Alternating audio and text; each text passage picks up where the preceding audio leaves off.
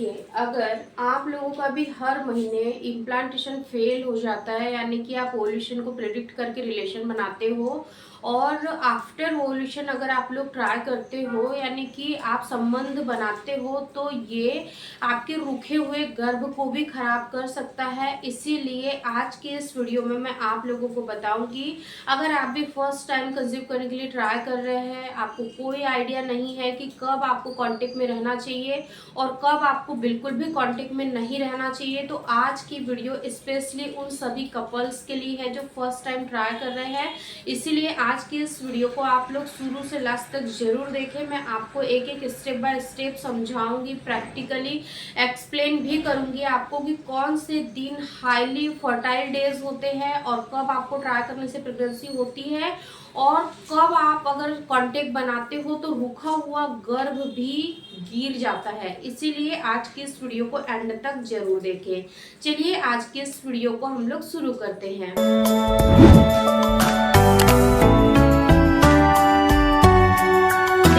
सबसे पहले आप लोग इस चीज को समझिए कि अगर आपका रेगुलर साइकिल है, आपको पता है जब रेगुलर साइकिल महिलाओं का होता है, जब एक कपल फैमिली प्लानिंग करने के बारे में सोच रहा होता है, तो वो सबसे पहले अपने ओव्यूलेशन के बारे में जानना चाहते हैं। और जब ओव्यूलेशन के बारे में जानना चाहते हैं तो आजकल गूगल मैप पर यानी कि बहुत सारी ऐसी चीजें अवेलेबल है। ओव्यूलेशन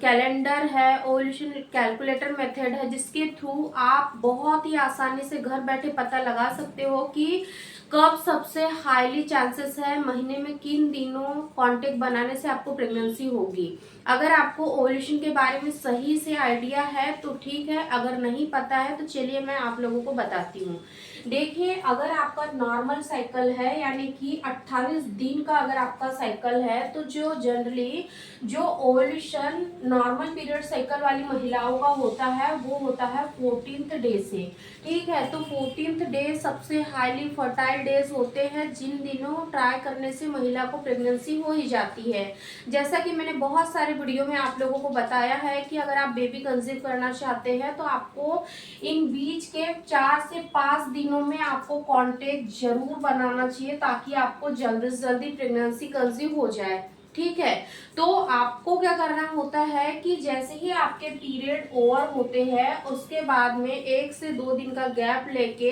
10th डे से आपको कांटेक्ट में रहना होता है। अगर आप 10th डे से रिलेशन मेंटेन करते हो तो आपको 20 डेज तक आपको ट्राई करना है। एक दिन छोड़कर एक दिन आपको ट्राई करने के लिए कहते हैं, यानी कि ओव्यूलेशन होने के 2 दिन पहले से लेकर ओव्यूलेशन होने के 2 दिन बाद तक अगर आप ट्राई करते हो तो काफी हाईली चांसेस होते हैं कि बेबी कंसीव हो जाए। लेकिन बहुत सारे कपल एक गलती करते हैं कि अगर उनको ओव्यूलेशन के बारे में सही से जानकारी नहीं होती है, उनको नहीं पता होता है कि हमारे ओव्यूलेशन डे कौन से है, तो वो क्या करते हैं कि पूरे महीने रिलेशन बनाते हैं, जिसके वजह से कई बार महिलाओं का रुका हुआ गर्भ भी खराब हो जाता है। अभी कल ही मेरी एक फॉलोअर ने मुझे कमेंट किया था कि मैम मेरे पीरियड के जो डे है वो आगे बढ़ चुके थे, 1 वीक ऑलमोस्ट मेरी यानी कि पीरियड डेट को आगे बढ़े हुए हो गए थे, यानी पीरियड मिस होने को हो गए थे। नेक्स्ट डे में यानी कि प्रेगनेंसी टेस्ट करती उससे पहले ही मुझे नाइट में ही पीरियड आ गए।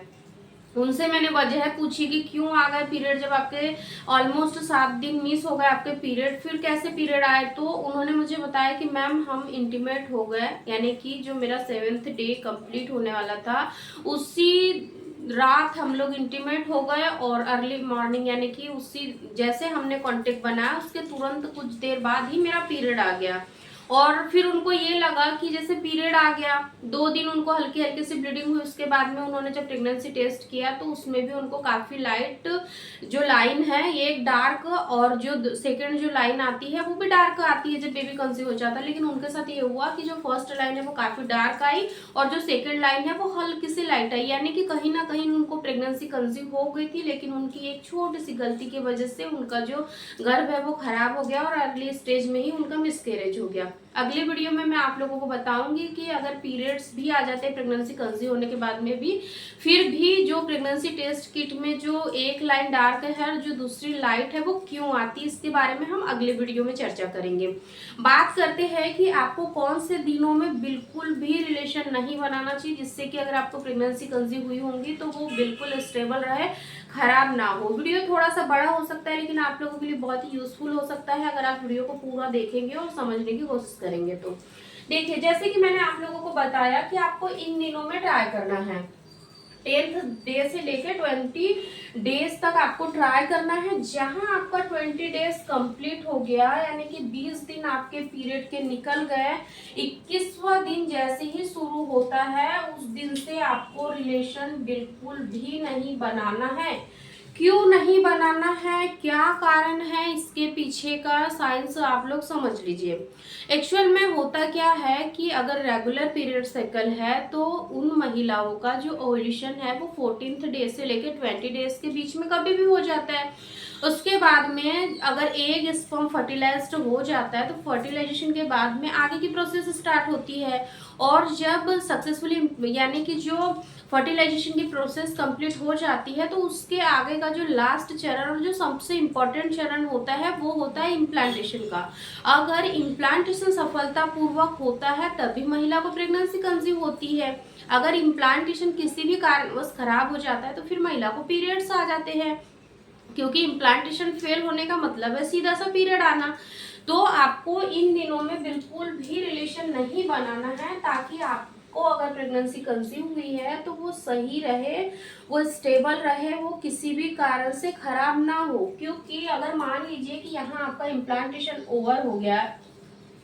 आपने 21, 22, 23, 24, 25 यानी कंटिन्यू आप इन दिनों में एक दिन छोड़ के एक दिन या फिर 2 दिन 3 दिन छोड़ के एक दिन आप रिलेशन बना रहे हो, आपका इम्प्लांटेशन का जो फेज है वो ऑलरेडी आपकी बॉडी में चल रहा है, जो आपका बच्चा है वो यूट्रस की दीवार में जाकर चिपकने की कोशिश कर रहा है, लेकिन आप इन्हीं दिनों इंटीमेट हो जाते हैं, तो इस वजह से क्या होता है कि जो आपकी बच्चेदानी की परत है, यानी कि जो एंडोमेट्रियम की दीवार पहले से बनकर रेडी है कि अगर आपको प्रेगनेंसी होती है तो आपका बच्चा वहां जाकर चिपकेगा, तो वो क्या होती है कि सैड होने लग जाती है। और जब आप इंट्राकोर्स करते हो उसके दौरान जो आपका यूट्रस है उसमें भी कॉन्ट्रेक्शन होता है, हल्की सी क्रैम्पिंग होती है। आप सभी जानते हो कि हम नॉर्मली भी रिलेशन बनाते हैं तो हमें हल्का फुल्का पेन होता ही है, लेकिन जब बेबी कंसीव होने की कगार पर है, इम्प्लांटेशन सफल होने की कगार पे है, अगर आप उन दिनों कॉन्टेक्ट बना लोगे तो उससे यूट्रस में कॉन्ट्रेक्शन होगा और कहीं ना कहीं ये आपके फेलियर इम्प्लांटेशन का कारण बनेगा। क्योंकि इस कंडीशन में क्या होता है कि जब इम्प्लांटेशन के फेज में आप इंटरकोर्स करते हो तो इसमें क्या होता है कि जो मेल पार्टनर के सेल्स है उसके साथ प्रोस्टाग्लैंड नाम का एक हार्मोन्स भी रिलीज होता है, जो कि आपके यूट्रस में संकुचन पैदा करता है, जिसके कारण से कि कई बार महिलाओं को फेलियर इम्प्लांटेशन फेस करना पड़ता है। इसीलिए आपको इन दिनों पर बिल्कुल भी कांटेक्ट नहीं बनाना है। अगर आप बेबी के लिए ट्राई कर रहे हैं तो पूरे कोशिश करिए कि इन दिनों में आपको हैप्पीली रिलेशन बनाना है, आपको बिल्कुल भी स्ट्रेस नहीं लेना है। सेकंड चीज, आपको यहाँ पर क्या नहीं करना है, आपको पता है कि आपकी बॉडी में ओव्यूलेशन का फेज चल रहा है तो आपको 16वें दिन से यानी कि जो गर्म चीजें हैं उनको भी खाने से अवॉइड करना है, क्योंकि आपको हमने कई सारी वीडियोस में बताया है कि आपका ओव्यूलेशन अगर बूस्ट नहीं होता है तो आप ओव्यूलेशन को बूस्ट करने के लिए कुछ होम रेमेडी ट्राई कर सकते हैं, लेकिन आपको 16वें दिन से गर्म चीजों का इस्तेमाल नहीं करना है। ये भी कहीं ना कहीं आपके शरीर में वात दोष को बढ़ाता है, जिसके वजह से कई बार आपका गर्भ खराब हो जाता है। इसीलिए इन चीजों को थोड़ा सा आप अवॉइड करिए। फिर देखिए आपको कैसे प्रेगनेंसी कंसीव नहीं होती है। और सबसे इम्पोर्टेंट चीज, मुझे रोज यानी कि डेली इतने सारे लोग कमेंट्स करते हैं इंस्टा पे, फेसबुक पे कि मैम जैसे ही हमारे पीरियड आने वाले हैं हमने तो कंट्रोल कर लिया, हमने हर प्रिकॉशंस लिए, हमने कोई भी मिस्टेक नहीं करी, लेकिन जहां हमारे पीरियड की डेट आने का समय हुआ उसी दिन से हमें इतनी ज़्यादा एंजाइटी होने लगी, इतना ज़्यादा हम ओवर स्ट्रेस लेने लगे कि हमें डर लगने लगा कि अब मात्र 7 दिन का वेट है कि अगर मेरे पीरियड मिस हो जाते हैं तो आफ्टर 7 डेज के बाद ही मुझे पता चलेगा कि इस महीने प्रेगनेंसी हुई है या नहीं हुई है। तो हमें बहुत ही ज़्यादा स्ट्रेस होता है और हम इतना ज़्यादा पैनिक होते हैं कि हमें ये 7 दिन बिल्कुल 7 साल बराबर लगते हैं और हमसे बिल्कुल भी वेट नहीं किया जाता है।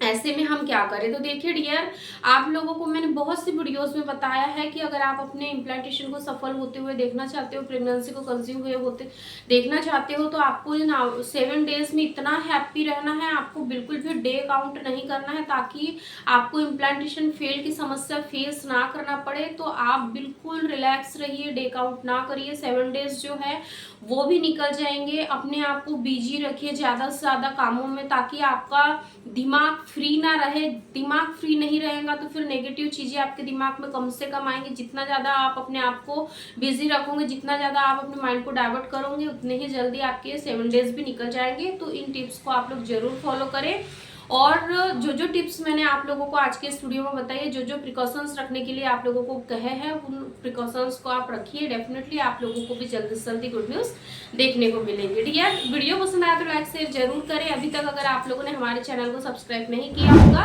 तो चैनल को जरूर सब्सक्राइब कर लें, क्योंकि मैं आप लोगों के लिए ऐसे ही इन्फॉर्मेटिव वीडियोस डेली लेके आती हूँ। और अब मैं आप लोगों के लिए बिल्कुल प्रैक्टिकल और बहुत ही इजी मेथड में वीडियो लेके आऊंगी, जिसको देखकर समझकर आप बहुत ही आसानी से आप अपनी प्रेगनेंसी को कैरी कर सकते हो। Thank you.